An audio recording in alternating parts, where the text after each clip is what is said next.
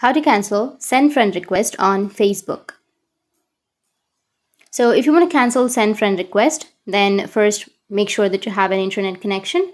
After that, you need to open up your Facebook.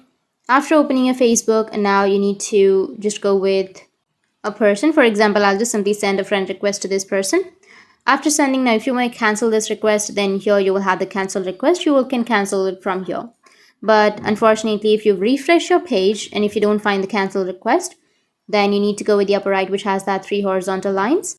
And from here, you need to go with the friend request section. You can scroll down and you will have friends option. You can also go with the friends, which is right here. Tap on friends. And here you will have friend request on the top left. Tap on that and go with the top right, which has that 3 dots, and tap on view send request. And here you will have all of the send request.